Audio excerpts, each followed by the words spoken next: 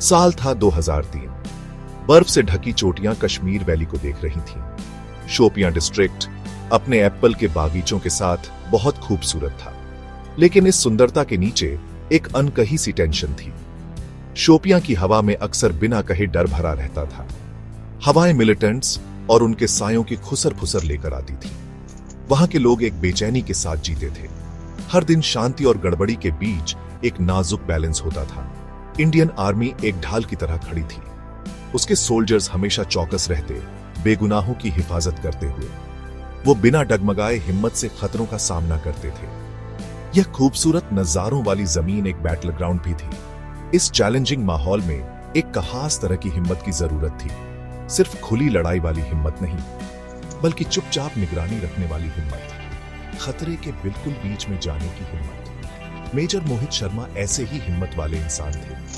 वो elite 1 para special forces से थे। वो अपने तेज दिमाग और निडर जज्बे के लिए जाने जाते थे। वो कश्मीर में चल रहे कॉन्फ्लिक्ट के कॉम्प्लेक्स नेचर को समझते थे।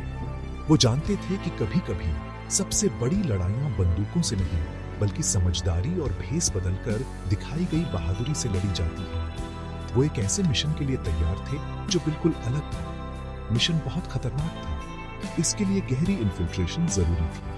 इसके लिए एक पूरा ट्रांसफॉर्मेशन जरूरी था। मेजर मोहित शर्मा को कोई और बनना था। उन्हें अपनी आइडेंटिटी, अपनी यूनिफॉर्म, यहां तक कि अपना नाम भी छोड़ना पड़ा। ऑब्जेक्टिव था टेररिस्ट ग्रुप्स के अंदर घुसना, उनके प्लान्स को अंदर से समझना, ऐसी इंटेलिजेंस जमा करना जिससे अनेकों जानें बचाई जा सकती थी। ये कमजोर दिल वालों का काम नहीं था। रिस्क बहुत ज्यादा था। पकड़े जाने का मतलब था सीधे मौत। फिर भी मेजर शर्मा ने इस चैलेंज को अपनाया। उनके देश प्रेम ने उनके इरादे को और मजबूत किया। उन्होंने इस क्लैंडस्टाइन रोल के लिए बहुत बारीकी से बनाया। हर डिटेल मायने रखता था। उनका अपीयरेंस बदलने लगा, उनके तौर तरीके, उनकी बोली, यहाँ तक कि उनके विचार भी उनके नए पर्सोना से मिलने चाहिए। उन्होंने वहाँ की बोलियाँ और उनकी रिवाज सीखी। उन्होंने धोखे के खतरनाक रास्तों पर चलना सीखा। कश्मीर के पहाड़ इतने शानदार और खूबसूरत, उनकी बहादुरी के चुपचाप गवाह बनने वाले थे। वो सायों की दुनिया में कदम रख रहे थे। एक ऐसी दुनिया जहां भरोसा एक हथियार था और धोखा एक लगातार खतरा। एक अंडरकवर ऑपरेटिव के रूप में उनका सफर शुरू होने वाला था। मेजर मोहित शर्मा गायब हो गए। उनकी जगह इफ्तिखार भट्ट सामने आया। ये उनकी नई आइडेंटिटी थी।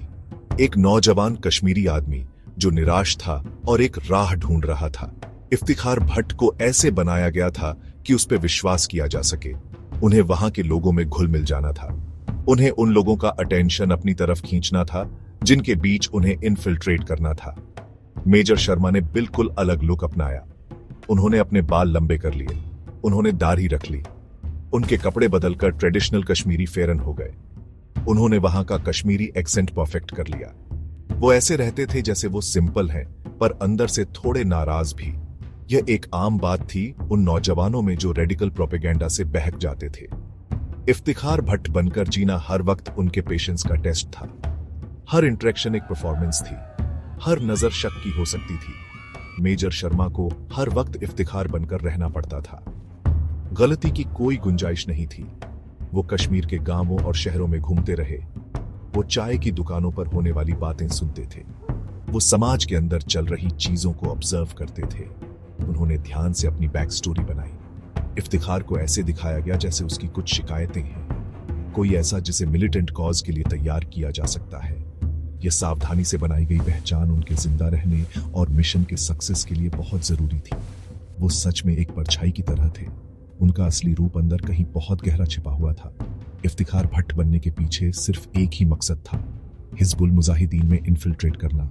यह उस एरिया के सबसे एक्टिव टेररिस्ट ग्रुप्स में से एक था।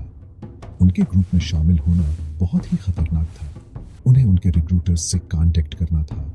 उन्हें उनकी गलत आइडियोलॉजी के प्रति अपनी लॉयल्टी का विश्वास दिलाना था। इसके लिए बहुत ज्यादा साइकोलॉजिकल स्ट्रेंथ चाहिए थी। उन्हें अपनी असली फीलिंग्स इंडियन आर्मी के प्रति अपनी निष्ठा को दबाना पड़ा। उन्हें एक पोटेंशियल मिलिटेंट का रोल पूरे विश्वास के साथ निभाना था।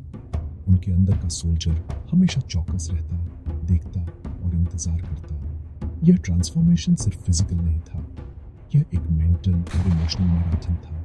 वो अपने देश की उम्मीदों का बोझ उठाए हुए थे, साथ ही वो अपनी बनाई हुई पहचान का बड़ा बोझ भी उठाए हुए थे।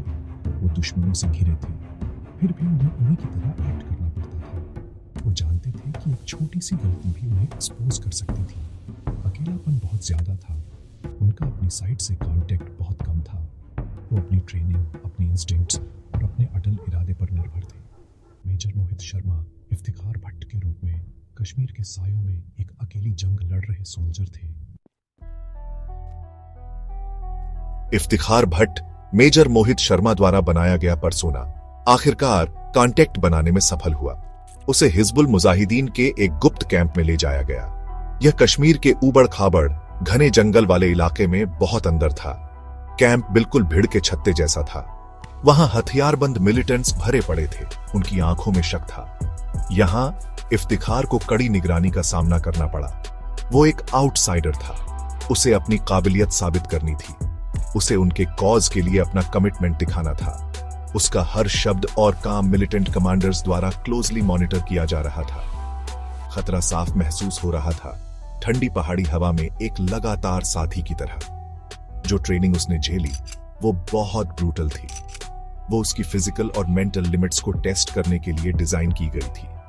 वो उसे और ज्यादा उनकी सोच में ढालने के लिए भी डिजाइन की गई थी। उसने बहुत कठिन एक्सरसाइजेज में हिस्सा लिया। उसे टेररिस्ट्स द्वारा इस्तेमाल किए जाने वाले हथियार चलाना सिखाया गया। उसने उनका प्रोपेगेंडा सुना। इस सब के दौरान मेजर शर्मा, वो सोल्जर, सब ऑब्जर्व कर रहे थे। वो चेहरे, डेली रूटीन्स और प्लान्स याद कर रहे थे। उन्हें उनकी हिंसक आइडियोलॉजी के लिए झूठा उत्साह दिखाना पड़ा। उन्हें अपनी एलीट कमांडो वाली असली ट्रेनिंग का कोई भी साइन दबाना पड़ा। उन्होंने इन मुश्किलों को गजब के शांत स्वभाव और चतुराई से पार किया, हमेशा एक कदम आगे। कुछ पल ऐसे भी आए जब उन पर शक हुआ। एक गलत शब्द, एक सवाल भरी नजर बहुत बुरा अंजाम ला सकती थी। मिलिटेंट लीडर्स हमेशा उन्हें टेस्ट करते रहते थे। वो उनके पास्ट के बारे में गहरे सवाल पूछते थे। वो उनके रिएक्शंस को समझने के लिए जाल बिछाते थे। मेजर शर्मा ने इफ्तिखार के रूप में इन सिचुएशंस को कमाल की स्किल से हैंडल किया। उन्होंने अपनी इंटेलिजेंस और ह्यूमन साइकोलॉजी की समझ का इस्तेमाल किया। वो उनकी उम्मीदों के साथ खेले, धीरे धीरे लेकिन पक्का। वो उनका ट्रस्ट जीतने लगे। वो उन्हीं में से एक बन गए, या कम से कम वो ऐसा ही सोचते थे। ये ट्रस्ट जरूरी इंफॉर्मेशन तक पहुंचने की चाबी था। उनका ऑब्जेक्टिव साफ था। उन्हें एक्शनेबल इंटेलिजेंस जमा करनी थी। उनके हाइडआउट्स, उनके लीडरशिप, उनके आगे के अटैक प्लान्स के बारे में इंफॉर्मेशन। वो रोज अपनी जान जोखिम में डालकर यह जरूरी डिटेल्स जमा करते थे। जब भी कोई सुरक्षित मौका मिलता, वो इंफॉर्मेशन आगे पहुंचा देते थे।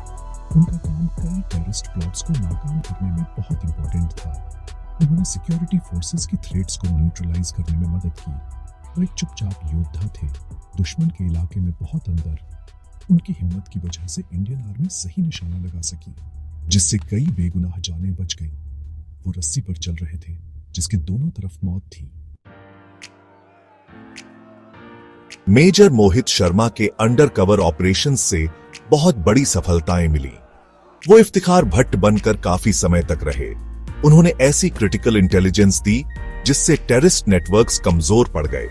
उनकी बहादुरी सिर्फ एक काम तक सीमित नहीं थी, यह लंबे समय तक दिखाई गई हिम्मत का प्रदर्शन था। लेकिन एक अंडरकवर ऑपरेटिव का रास्ता आखिर में बहुत बड़े खतरे से भरा होता है।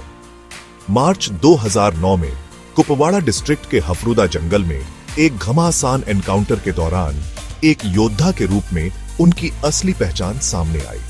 वो अपनी कमांडो टीम को भारी हथियारों वाले टेररिस्ट्स के खिलाफ लीड कर रहे थे। यह एक अलग तरह की लड़ाई थी, लेकिन उसी अटल जज्बे के साथ लड़ी गई। कुपवाड़ा ऑपरेशन के दौरान मेजर शर्मा ने एक्सेप्शनल वीरता दिखाई। उन्होंने टेररिस्ट्स के साथ बिल्कुल पास से मुकाबला किया। खुद जख्मी होने के बावजूद उन्होंने अपने 2 साथियों को बचाया। वो पूरी हिम्मत से लड़ते रहे। उन्होंने कई टेररिस्ट्स को एलिमिनेट किया। उन्होंने अपने आदमियों की सुरक्षा सुनिश्चित की। लेकिन इस हीरोइक फायर फाइट में उन्होंने सुप्रीम सैक्रिफाइस दिया। उन्होंने अपने देश के लिए अपनी जान दे दी। वो अपनी आखिरी सांस तक लड़े, इंडियन आर्मी की सबसे ऊंची परंपराओं को निभाते हुए। उस दिन उनके काम, उनकी कमाल की बहादुरी और लीडरशिप का सबूत थे। मेजर मोहित शर्मा को मरणोपरांत अशोक चक्र से सम्मानित किया गया। यह इंडिया का सबसे बड़ा पीस टाइम गैलेंट्री अवार्ड है। इसने उनकी अद्भुत बहादुरी को माना, सिर्फ उनकी आखिरी लड़ाई में नहीं बल्कि उनकी पूरी सर्विस के दौरान। इफ्तिखार भट्ट अंडरकवर ऑपरेटिव के रूप में उनकी कहानी सबको पता चली। देश को उन चुपचाप उठाए गए रिस्क्स के बारे में पता चला, उन्हें उनके डेडिकेशन के बारे में पता चला जो ड्यूटी से भी बढ़कर था। वो हर मायने में एक हीरो थे। उनका बलिदान आजादी की कीमत का एक साफ याद दिलाने वाला था। उनकी जिंदगी निस्वार्थ सेवा की एक मिसाल थी। आज मेजर मोहित शर्मा का नाम शान से लिखा हुआ है। वो लाखों लोगों के लिए एक इंस्पिरेशन बने हुए हैं।